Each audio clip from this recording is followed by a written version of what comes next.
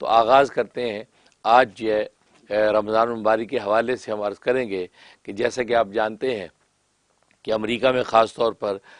10 تراویح ہو چکی ہیں اور آج 9واں روزہ گزر رہا ہے۔ تو گویا کہ 10 تراویح یہ 9واں روزہ چل رہا ہے، تو ماشاءاللہ رمضان کا برکت والا مہینہ رواں دواں ہے، اس کی رحمتیں اور برکتیں پوری امت لوٹ رہی ہے۔ ظاہر ہے کہ نبی کریم صلی اللہ علیہ وسلم کا ارشاد ہے کہ جو رمضان مبارک اس امت کو دیا گیا ہے، اس امت کے روزہ داروں کی جو خصوصیت اس کے اندر ہوتی ہے وہ کسی اور امت کو عطا نہیں کی گئی۔ اگرچہ روزہ جو اور امتوں پر بھی فرض کیا گیا، لیکن اس امت کے روزہ داروں کو 5 ایسی خصوصیتیں عطا کی جاتی ہیں جو کسی دوسری جو ہے وہ امت کو نہیں ملی۔ پہلی خصوصیت یہ ہے کہ اس امت کے روزہ دار کی منہ کی بو اللہ تبارک و تعالیٰ کو مشک سے زیادہ عزیز ہوتی ہے، گویا کہ مشک سے زیادہ محبوب ہوتی ہے۔ اور ظاہر ہے کہ آپ جانتے ہیں کہ کسی کی بھی منہ کی بو اس وقت محبوب ہوتی ہے جب وہ شخص محبوب ہو۔ تو گویا کہ روزے دار جو ہے وہ اللہ تبارک و تعالیٰ کی نظر میں محبوب ہو جاتا ہے اور اللہ تبارک و تعالیٰ اس سے محبت کرنے لگتے ہیں، اس لیے اس کی منہ کی بو اللہ تبارک و تعالیٰ کو انتہائی عزیز ہوتی ہے۔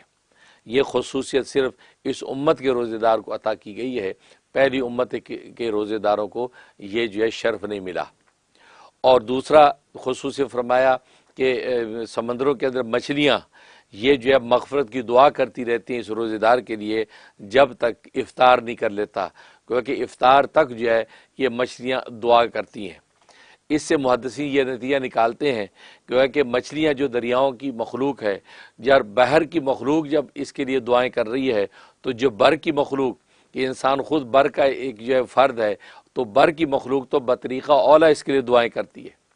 چنانچہ بعض روایات میں آتا ہے کہ وہ بلوں کے اندر چیونٹیاں وہ اس روزے دار کے لیے بخشش کی دعا کرتی رہتی ہیں۔ تو ظاہر ہے کہ یہ خصوصیت جو ہے صرف اس امت کے فرد کو ملی کہ یہ امت کا فرد جب روزہ رکھتا ہے تو اللہ تبارک و تعالیٰ کو ہے کہ جنگل، نہ صرف جنگل بلکہ جو ہے دریاؤں کے جو جانور ہیں وہ بھی جو ہے ان کے لیے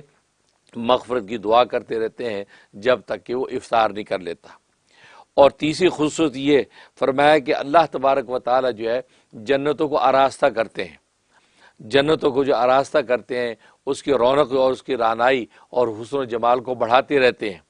اور یہ فرماتے ہیں، جنت سے کہتے ہیں کہ ان قریب میرے بندے جو ہے دنیا کی مشقتیں جو اپنے اوپر سے پھینک کر جو ہے وہ تیرے اندر داخل ہوں گے۔ تو گویا کہ جنت کو اعزاز کے طور پہ آراستہ کیا جاتا ہے کہ اہل جنت جو ہے وہ گویا کہ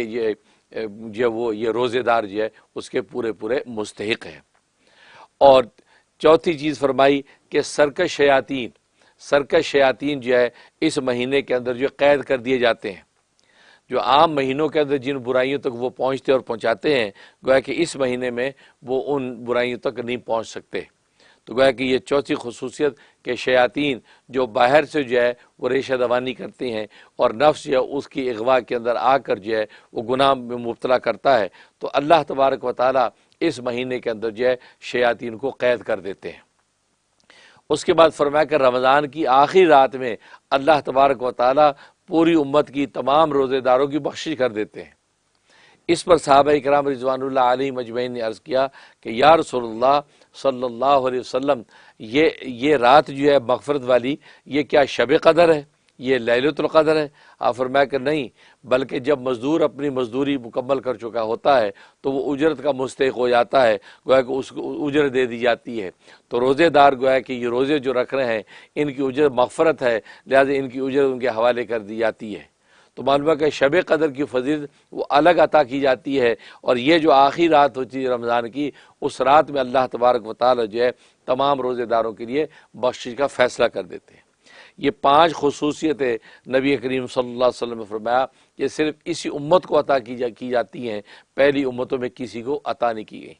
اللہ سے دعا ہے کہ اللہ تبارک و تعالی ہمیں ان فضیلتوں کو حاصل کرنے کی توفیق عطا فرمائے، اور خاص طور پر رمضان کے روزے اور اس کی تراویحیں، عبادتیں، ذکر و اذکار اور جو ہے وہ اللہ تبارک و تعالی کے ساتھ تعلق کی کوشش جو ہے ہم روز بروز بڑھائیں، تاکہ اللہ تبارک و تعالی رمضان میں ہمارے لیے بخشش اور مغفرت کا فیصلہ کر دے۔